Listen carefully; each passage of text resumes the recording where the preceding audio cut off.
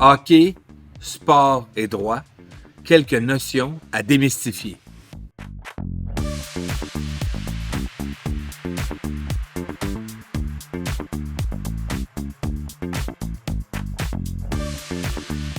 Le monde du sport regorge d'expressions juridiques qui font appel à différentes notions, tant en droit du travail, tant en droit sur les contrats, tant en droit fiscal.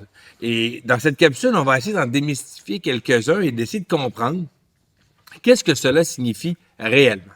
On a tous déjà entendu parler de la convention collective des joueurs, de l'association des joueurs de hockey, par exemple. Tout d'abord, la première chose qui est importante de noter, c'est qu'on n'est pas en présence d'une convention collective au sens du Code du travail.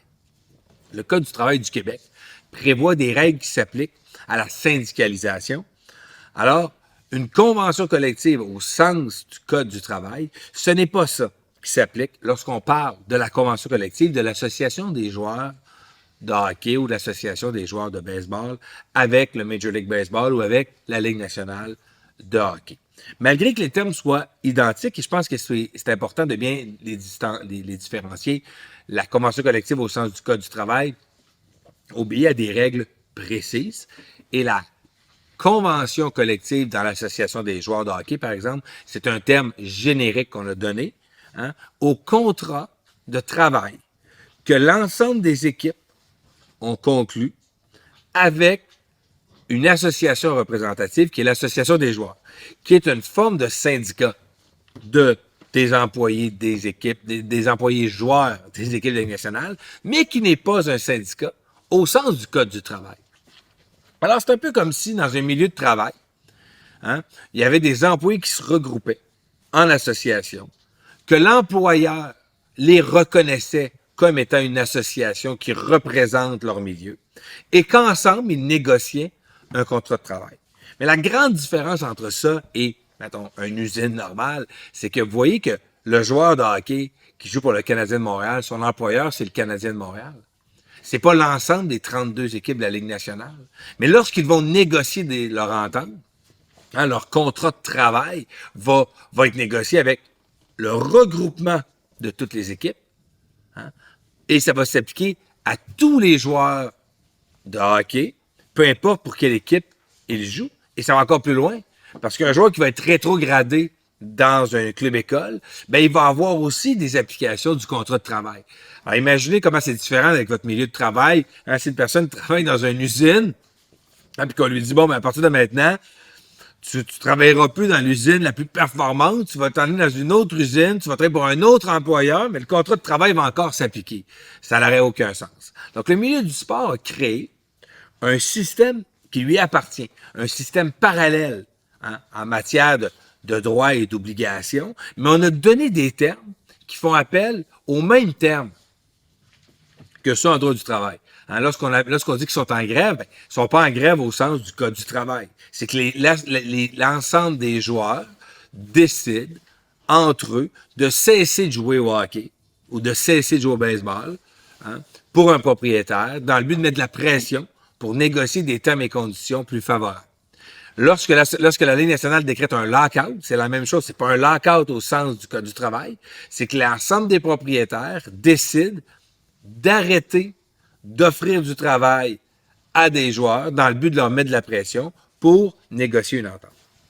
Mais ce qui est intéressant avec ces éléments-là, c'est qu'est-ce qui arrive, et ça n'a presque jamais été fait, qu'est-ce qui arriverait si on confrontait ces situations-là avec le droit applicable au Québec? Je vais vous donner un exemple. Les équipes de la Ligue nationale décideraient de faire un lockout, c'est-à-dire qu'ils arrêtent de donner du travail. Est-ce que, par exemple, à Montréal, Samuel Montembeault pourrait considérer qu'il a été congédié illégalement? Si votre employeur arrête de vous faire travailler puis que vous n'êtes pas dans un milieu syndiqué, il dit à partir de demain, tu ne travailles plus. C'est une mise à pied. C'est un congédiement. Une mise à pied, ça a une durée maximum de 6 mois. Qu'est-ce qui arrive après la durée? Au Québec, là, l'exemple, ça serait vraiment intéressant juridiquement. Imaginons, lockout de la Ligue nationale, le Canadien a des joueurs. La loi sur les normes du travail s'appliquerait probablement aux joueurs du Canadien. Là. Samuel Montembeault n'est pas un cadre supérieur du Canadien. Donc, après 6 mois de mise à pied, où il n'y a pas d'offre de travail, au Québec, après 6 mois, si on ne vous remet pas au travail, vous êtes congédié. Alors, qu'est-ce qui arriverait dans un cas d'un lockout qui durerait plus de 6 mois? Est-ce qu'on pourrait prétendre qu'on n'est pas en présence d'un lockout parce que la loi ne le prévoit pas en milieu non syndiqué officiellement de lockout? Donc, on aurait congédié les joueurs du Canadien et ça pourrait leur donner des recours devant les lois sur les normes du travail. Je vois déjà un peu l'absurdité de ce que ça pourrait ressembler. Là, imaginez l'ensemble des joueurs du Canadien devant le tribunal administratif du travail en plaidant la loi sur les normes minimales du travail. Mais je l'illustre comme ça pour montrer que les termes utilisés sont des termes qui font référence à des notions juridiques qu'on a, mais qui appartiennent à leur propre mécanisme. Et je vais aller encore plus loin. L'idée même d'un repêchage, si on y pense, en termes de liberté contractuelle. Imaginez que vous finissez l'université à HEC Montréal et que la Banque nationale, cette année-là, le premier choix, il décide de les recruter telle personne à HEC Montréal, puis que cette personne-là souhaiterait travailler pour le Mouvement des Jardins. Puis tu lui dis non, tu ne peux pas travailler pour le Mouvement des Jardins. Tu n'as pas de liberté contractuelle. On va décider, l'employeur ou l'association d'employeurs va décider dans quelle ville tu vas aller, pour qui tu vas aller, et tu n'as pas un mot à dire. Si tu ne veux pas accepter ces règles-là, tu ne pourras pas travailler dans cet environnement-là, dans ce marché-là. Dans beaucoup de domaines, on considérerait peut-être qu'on est en présence de monopoles puis de règles antitrust qui ne seraient pas permises. Et on le permet dans le sport professionnel en Amérique du Nord, où la règle de la liberté contractuelle, où je veux aller travailler, où je veux aller exercer mon emploi, ça ne sera pas encadré par les règles usuelles et on va vous l'obliger. Même chose par un échange. Imaginez, vous restez à Montréal et vous travaillez pour la Scotiabank et le même matin, on vous échange pour aller travailler pour la RBC à Vancouver. Ben, dans le cas du droit, là, ça serait un congédiement déguisé. On change vos conditions de travail de manière importante, mais là, on l'accepte. Donc, la liberté contractuelle a été modifiée, a été encadrée à travers les contrats collectifs et les règles qui les entourent. Et ça a été peu challengé dernièrement. Ça a été beaucoup attaqué au début, surtout dans le baseball professionnel.